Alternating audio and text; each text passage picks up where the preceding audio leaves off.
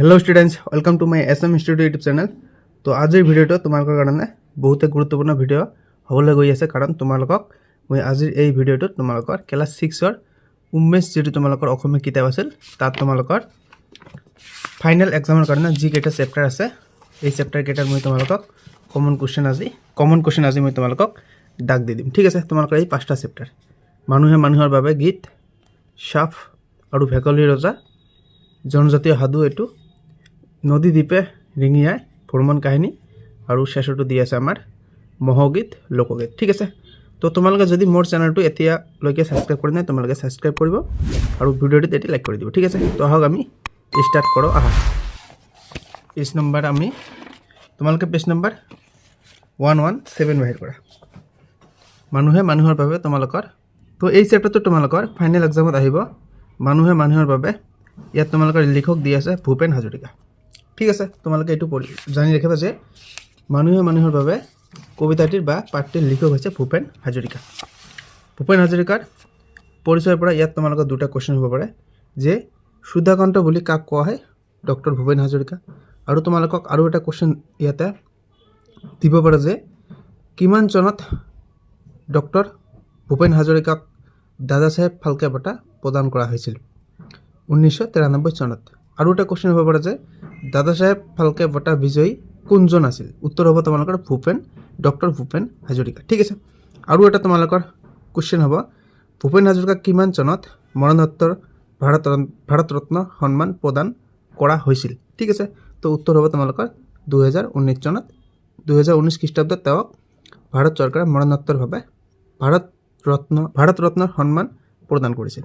ঠিক আছে, তাৰপিছত তোমালোকক মই পাঠভিত্তিক কেইটামান ইম্পৰ্টেণ্ট কুৱেশ্যন দিছোঁ তোমালোকৰ এইবাৰ ফাইনেল এক্সামত আহিব। তোমালোকে এই MCQ দুইটা পঢ়িবা, প্ৰথমটো আৰু দ্বিতীয়টো পঢ়িবা। তাৰপিছত তোমালোকে কুৱেশ্যন নম্বৰ 2টো তোমালোকৰ নালাগে। কুৱেশ্যন নম্বৰ 3 যি তোমালোকৰ আছে তলত দিয়া শব্দবোৰৰ অৰ্থ অভিধান চাইছোৱা, এইটো তোমালোকে পঢ়িবা, মোষ্ট ইম্পৰ্টেণ্ট তোমালোকৰ। তাৰপিছত তোমালোকে 4ৰ ক আৰু খটো পঢ়িবা আৰু 5 নম্বৰত তোমালোকে খ গ এই দুটা পঢ়িবা। আৰু কুৱেশ্যন নম্বৰ 6টো তোমালোকে পঢ়িবা, ভেৰি ইম্পৰ্টেণ্ট কুৱেশ্যন তোমালোকৰ কুৱেশ্যন নম্বৰ 6টো 4 মাৰ্ক বা 5 মাৰ্ক তোমালোকৰ ইয়াৰ পৰা আহিব। ঠিক আছে, আৰু মূল বাক্যখিনি আমাৰ নালাগে। বাকী তোমালোকে পেজ নম্বৰ 120 বাহিৰ কৰিবা, তাত তোমালোকে এইটো পঢ়িবা শব্দ আৰু বিপৰীত তাত্ত্বক শব্দ, কিনা বেচা, মানৱ দানৱ, নতুন পুৰাণ, তোমালোকে এইবোৰ পঢ়িবা। ঠিক আছে, তো আমাৰ এইখন চেপ্টাৰত এইবোৰ ইম্পৰ্টেণ্ট। তাৰপিছত তোমালোকৰ চেপ্টাৰ আহিল পাৰ্ট নম্বৰ তোমালোকৰ 13 নম্বৰ পাৰ্ট সাপ আৰু ভেকুলী ৰজা। ঠিক আছে, তোমালোকৰ এইটো চেপ্টাৰত তোমালোকৰ ইয়াত ভিতৰত এটা কুৱেশ্যন হ'ব পাৰে যে বৰষুণ অহাৰ আনন্দত ভেকুলীবৰ ৰজাৰ কথা পাহৰি ঋতুক আদৰি গীত গাই নাচিবলৈ ধৰিলে। তোমালোকৰ ইয়াতে কুৱেশ্যন হ'ব যে কি অহাৰ ফলত বা কিহৰ বাবে ভেকুলীবৰে ৰজাৰ কথা পাহৰি ঋতুক আদৰি গীত গাবলৈ ধৰিছিল। তোমালোকৰ উত্তৰ হ'ব বৰষুণ অহাৰ আনন্দত। ঠিক আছে, কুৱেশ্যনটো আকৌ এবাৰ তোমালোকে চোৱা যে কিহৰ বাবে ভেকুলীবৰে ৰজাৰ কথা পাহৰি ঋতুক আদৰি গীত গাই নাচিবলৈ ধৰিলে। তোমালোকৰ উত্তৰ হ'ব বৰষুণ অহাৰ আনন্দত। ঠিক আছে, ইয়াৰ পিছত তোমালোকে পেজ নম্বৰ তোমালোকে 125 বাহিৰ কৰিবা। তোমালোকে তাৰ পৰা এই MCQ কুৱেশ্যন দুটা পঢ়ি ল'বা। ঠিক আছে, এইবাৰ তোমালোকৰ মোষ্ট ইম্পৰ্টেণ্ট কুৱেশ্যন। তাৰপিছত তোমালোকে 2 নম্বৰ কুৱেশ্যনটো পঢ়িবা। তোমালোকৰ এই 2 নম্বৰ কুৱেশ্যনটো পঢ়িব নালাগে, এইটো নালাগে তোমালোকক। 3 নম্বৰ পঢ়িবা, 3 নম্বৰ। তাৰপিছত তোমালোকে 4 নম্বৰত তোমালোকক এই 4 যিবোৰ কুৱেশ্যন আছে সবকেইটাই পঢ়িবা। ঠিক আছে, সবকেইটাই পঢ়িবা। আৰু 5 নম্বৰত তোমালোকে শেষত দুটা পঢ়িবা, এইটো আৰু এইটো। আৰু 6 নম্বৰত তোমালোকে কটো আৰু ঘটো পঢ়িবা, বাকী মাজত দুটা পঢ়িব নালাগে, এই দুটা নাহে তোমালোকৰ। তাৰপিছত তোমালোকে কুৱেশ্যন নম্বৰ 7টো পঢ়িবা, most important question, very important question. তোমালোকৰ এইটো 5 মাৰ্কছৰ বাবে আহিব পাৰে। ঠিক আছে, তোমালোকে এইটো পঢ়িবা। আৰু বাকী তোমালোকক পেজ নম্বৰ তোমালোকে 128 বাহিৰ কৰিবা, তাৰ পৰা তোমালোকে 11 নম্বৰ কুৱেশ্যনটো পঢ়িবা।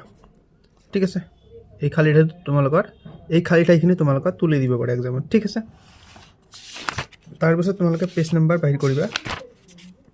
পেজ নম্বৰ তোমালোকে 132 বাহিৰ কৰিবা, নদী দ্বীপে ৰিঙিয়াই। ঠিক আছে, এই চেপ্টাৰটোৰ পৰা কি কুৱেশ্যন আহিব পাৰে মই তোমালোকক কৈ দি আছোঁ।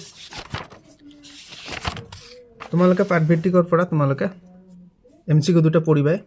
তাৰপিছত তোমালোকক এই 2 নম্বৰ কোৱেশ্চনটো আমাক নালাগে 3 নম্বৰটো নালাগে আমাক 4 নম্বৰ পঢ়িবা আমাৰ ভেৰি ভেৰি ইম্পৰ্টেণ্ট কোৱেশ্চন আৰু 5 নম্বৰত তোমালোকে কটো ইফালে কটো পঢ়িবা আৰু গটো পঢ়িবা খটো আমাক নালাগে তাৰ পিছত তোমালোকে ইফালে 9 নম্বৰ কোৱেশ্চনটো পঢ়িবা ভেৰি ভেৰি ইম্পৰ্টেণ্ট কোৱেশ্চন এটো 1 মাৰ্কৰ কোৱেশ্চন এটো আৰু কোৱেশ্চন নম্বৰ 6 টো তোমালোকক কৈছে কোনে কেতিয়া আৰু কিয় কৈছিল লিখা ইয়াৰ পৰা তোমালোকে খ নম্বৰ কোৱেশ্চনটো পঢ়িবা আৰু কোৱেশ্চন নম্বৰ 7 টো তোমালোকে পঢ়ি লবা কোৱেশ্চন নম্বৰ 7 ঠিক আছে তাৰ পিছত তোমালোকে বাক্য ৰচনা পঢ়িবা পেজ নম্বৰ 138 138 ঠিক আছে এই ৰচনাবোৰ তোমালোকে পঢ়িবা ভেৰি ভেৰি ইম্পৰ্টেণ্ট ইয়াৰ পৰা তোমালোকে দুটা দিব পাৰে এক্সামত তাৰ পিছত এই চেপ্টাৰ তোমাৰ আৰু ইম্পৰ্টেণ্ট কোৱেশ্চন নাই তাৰ পিছত তোমালোকে শেষৰটো চেপ্টাৰ লৈ আহিবা মহগীত ঠিক আছে ইয়াত তোমালোকৰ দুটা কোৱেশ্চন হ'ব পাৰে কোৱেশ্চন কি তোমালোকৰ কোৱেশ্চন দুটা হ'ব ও হৰি মহ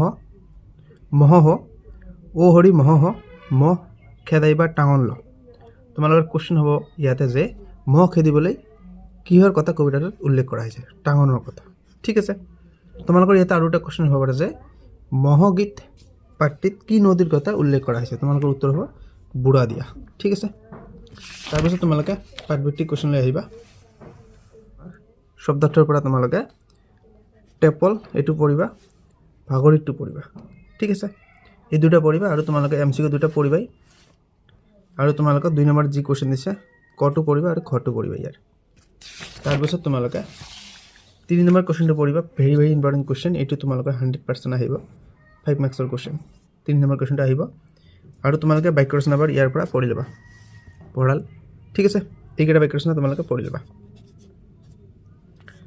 তাৰ পিছত আমাৰ ইফালে আৰু ইম্পৰ্টেণ্ট কোৱেশ্চন নাই বিভক্তিবাদ তোমালোকে চাব পাৰা এইবোৰ কোৱেশ্চন তোমালোকক দিব পাৰে পেজ নম্বৰ 147 ঠিক আছে আৰু ইফালে তোমালোকে 148 পেজ নম্বৰ দিছে তোমালোকে ইয়াৰ পৰা 12 নম্বৰ কোৱেশ্চনটো পঢ়িব পাৰা ঠিক আছে 12 নম্বৰ কোৱেশ্চন মহে আমাৰ কি কি উপকাৰ সাধন কৰে ঠিক আছে তো ভিডিও আমাৰ আজি এইখিনি ইয়াৰ পিছত মই তোমালোকক আৰু এটা ভিডিও লৈ আহিম তোমালোকৰ ফাইনেল এক্সামত কি কি গ্ৰামাৰ বা ব্যাকৰণৰ পৰা কি কি কোৱেশ্চন আহিব পাৰে এইটো লৈ মই এটা ভিডিও আনিম ঠিক আছে তোমালোকে চেনেলটো সাবস্ক্ৰাইব কৰি ৰাখিবা যাতে তোমালোকৰ এই ভিডিওটো আগত পায় ঠিক আছে